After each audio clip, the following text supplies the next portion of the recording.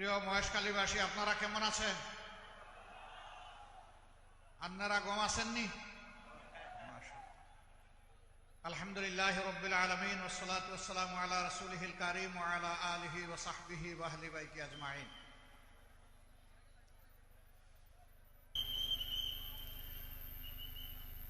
আমি আল্লাহ তাআলার গভীর শুকরিয়া আদায় করছি।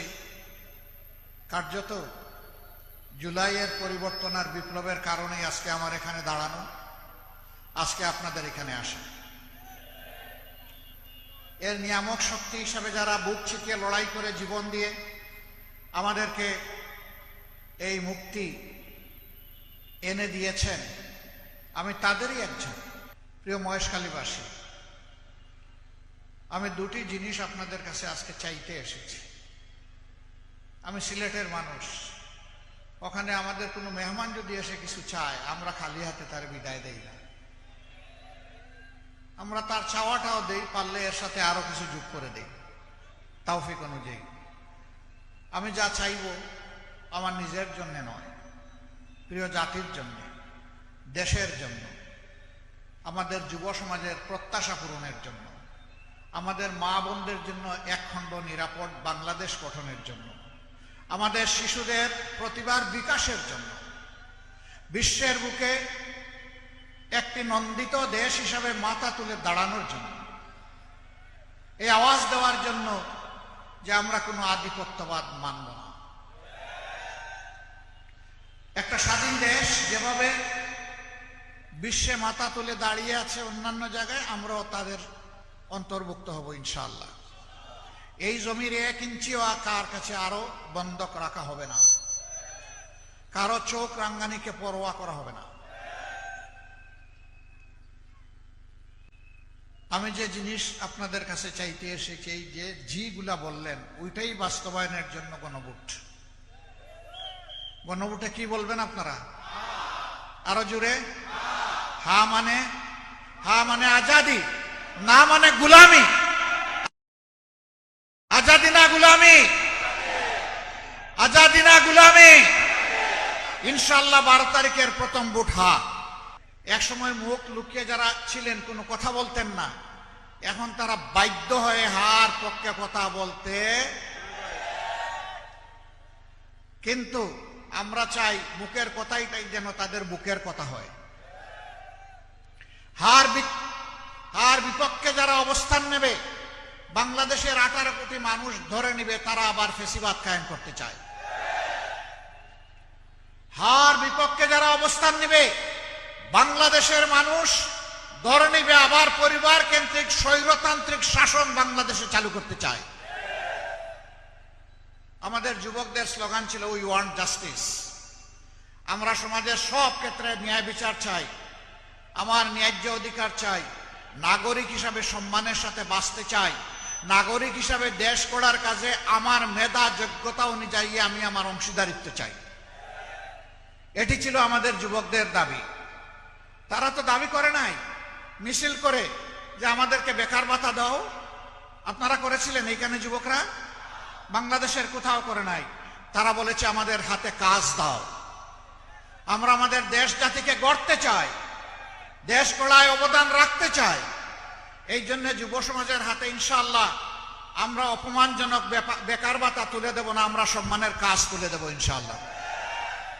সেই কাজ তুলে দেওয়ার একটা পটেনশিয়াল জায়গা হচ্ছে মহেশখালী কুতুবদিয়া। এখানে মাতারবাড়ি গভীর সমুদ্র বন্দর কেন্দ্র করে এটাকেই আল্লাহ চাইলে আমরা সিঙ্গাপুর কিংবা হংকংয়ের চাইতে আমরা আরো ভালো মানে যেতে পারবো। এই সমাজ এবং দেশের নেতৃত্ব যারা দিয়েছে তারা পচা, কিন্তু আমাদের জনগণ ভালো। আমরা ওই পচা জায়গাটাই ঠিক করতে এসেছি। মাথা ঠিক তো সব ঠিক, নেতৃত্ব ঠিক তো সব ঠিক। নেতৃত্ব দুর্নীতিবাজ, চাঁদাবাজ, ঋণ খেলাপি, ব্যাংক ডাকাত, এই নেতৃত্ব দিয়ে আগামীর বাংলাদেশ হবে না। যুবকদের প্রত্যাশার বাংলাদেশ গড়া যাবে না। যাদের চরিত্র বল আছে, যাদের মধ্যে সততা আছে, দেশপ্রেম আছে, যারা মানুষের সাথে লেগে থাকে সুখে দুঃখে, যারা বসন্তের কোকিল নয়, বাংলাদেশ গড়া হবে তাদেরকে দিয়ে ইনশাআল্লাহ। যুবক বন্ধুরা, তোমরা তৈরি হয়ে যাও, এই বাংলাদেশ আমরা তোমাদের হাতে তুলে দেব ইনশাআল্লাহ। যুবকরা সেদিন থাকবে বাংলাদেশ নামক উড়োজাহাজের ককপিটের ক্যাপ্টেন হিসাবে, আমরা থাকবো তাদের পিছনে প্যাসেঞ্জার সিটে ইনশাআল্লাহ। এই বাংলাদেশটাই আমরা চাচ্ছি। এই বাংলাদেশ আর হামাগুড়ি দিয়ে খুঁড়িয়ে খুঁড়িয়ে সামনের দিকে যাবে, ওটা আমরা চাই না। বাংলাদেশকে এখন জাম্প করতে হবে ইনশাআল্লাহ। আমরা বিশ্বাস করি কি সম্ভব। বাংলাদেশের যে পরিমাণ টাকা লুণ্ঠন করে বিদেশে পাচার করা হয়েছে, বাংলাদেশ ব্যাংকের হিসাবে এটা হচ্ছে 28 লক্ষ কোটি টাকা, বাংলাদেশের বার্ষিক বাজেটের 4 গুণ। এটা কার টাকা? এটা আপনাদের টাকা, এটা জনগণের টাকা। এই টাকা চোররা, ডাকাতরা, লুণ্ঠনকারীরা চুরি করে বিদেশে পাঠিয়ে দিয়েছে। আমরা আপনাদেরকে কথা দিচ্ছি ইনশাআল্লাহ ওদের পেটের ভিতরে হাত ঢুকায় বের করে আনবো ইনশাআল্লাহ, এবং সেই টাকা রাষ্ট্রীয় কোষাগারে জমা হবে। তারপরে ইনসাফের ভিত্তিতে সারা বাংলাদেশের উন্নয়ন হবে। আর কোনো বেইনসাফি এখানে হবে না, হতে দেওয়া হবে না ইনশাআল্লাহ। প্রধানমন্ত্রী, প্রেসিডেন্ট, মন্ত্রী পরিষদের সদস্য, উন্নয়নের জোয়ার তার বাড়িতে, আর বাকি সমস্ত জায়গা মরুভূমি। এই কাজ আর বাংলাদেশে ইনশাআল্লাহ হবে না। বাংলাদেশের যে এলাকা যতটা বঞ্চিত, পিছিয়ে পড়া, সেই এলাকাকে টেনে তুলে হবে সবার আগে ইনশাআল্লাহ। আমি এখানে আসতেছিলাম আর দেখতেছিলাম আসমান থেকে আল্লাহ তাআলা এখানে প্রচুর সম্পদের নিয়ামত দান করেছেন, কিন্তু আমি বহু উপজেলা টাউন ভিজিট করেছি, এরকম বিধ্বস্ত, গরিব, পিছিয়ে পড়া টাউন আমার নজরে খুব কমই এসেছে। এত নিয়ামত যেখানে আল্লাহ দান করলেন, এই এলাকা কেন পিছিয়ে পড়বে? আমি আপনাদেরকে কথা দিয়ে যাচ্ছি ইনশাআল্লাহ, আপনারা আমার ভাই হামিদুর রহমান আজাদের হাতে আপনাদের আমানত সমঝিয়ে দিন। আমরা আপনাদের আস্থার প্রতিদান দেব ইনশাআল্লাহ। এই মহেশখালীকে একটা স্মার্ট ইকোনমিক জোন হিসেবে গড়ে তোলার জন্য আল্লাহ তাআলার সাহায্য নিয়ে যা করা দরকার তাই করা হবে ইনশাআল্লাহ। তখনই যুবকদের কর্মসংস্থান হবে, আর বেকার ভাতার চিন্তা করা লাগবে না। কাজ করবে যুবকরা, কাজ করবে যুবতীরা, কাজ করবে মুসলমান, কাজ করবে হিন্দু, কাজ করবে বৌদ্ধ, কাজ করবে খ্রিস্টান। ওখানে দল ধর্ম কিছুই দেখা হবে না, দেখা হবে তার যোগ্যতা আর তার দেশপ্রেম ইনশাআল্লাহ। যে কোনো মূল্যে আমাকেই জিততে হবে, এটি 11 দলের দর্শন নয়।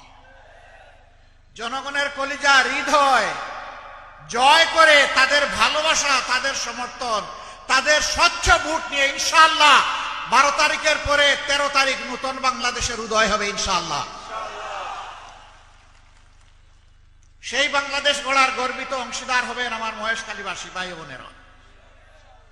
আপনার সন্তানের ভবিষ্যৎ, আপনার নিরাপত্তা, আপনার গর্বের বাংলাদেশ। চুরি হবে না, চাঁদাবাজি লুণ্ঠন হবে না। অপরাধ দেখবেন, যদি আপনারা আলহামদুলিল্লাহ এই জায়গাটাই ভোট দেন, ইনশাআল্লাহ দেখবেন 13 তারিখ থেকে এই বাংলাদেশ বদলে গেছে। আপনারা কি বিভক্ত বাংলাদেশ চান?